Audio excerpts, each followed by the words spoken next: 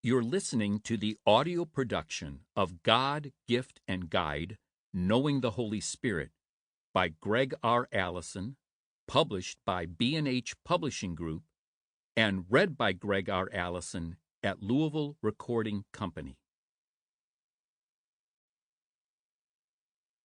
Dedication. I dedicate this book to Brad and Jill House, dear friends. Jill, you showed courage through struggle as you trusted the sovereignty of God.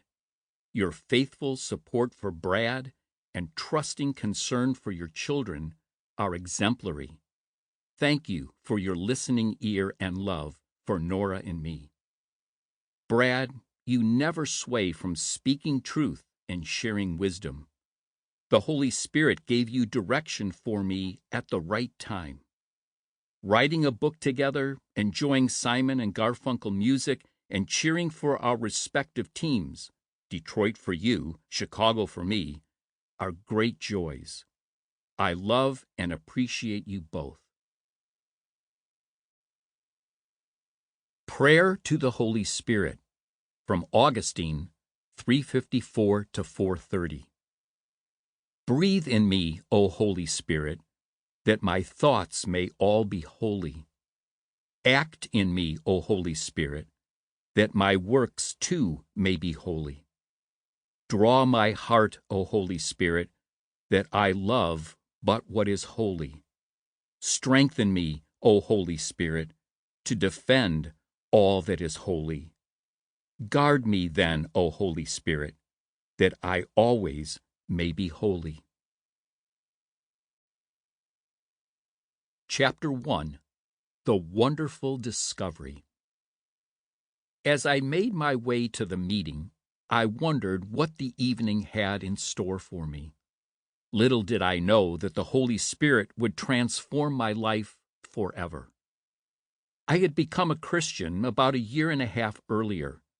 Though raised in a church, I had never believed the gospel, that Jesus Christ had died on the cross to pay the penalty for my sins, and had risen from the dead to accomplish my salvation.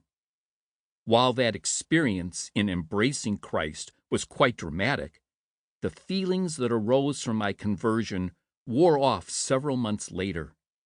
This disappointment was true not only for me, but for the 60 or so other high school friends who had made professions of faith that same weekend in October. We concluded that we had tried Christianity, and it had failed us. We went our separate ways to different universities the following fall. One of my friends, Jim, who had become a Christian the same weekend I had, wrote me a series of letters, 11 unanswered letters. He urged me to check out a group called Campus Crusade for Christ, now Cru, because it had helped him to live for Jesus Christ. My first semester of freshman year, I had no interest in heeding the encouragement of my friend. At the start of my second semester, however, mired in a typical freshman crisis, I determined I needed to find Cru and attend one of its meetings.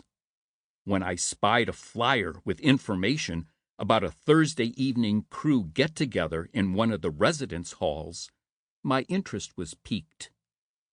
As I made my way to the meeting, my introverted nature began to kick in. I had strong doubts that Cru would be for me.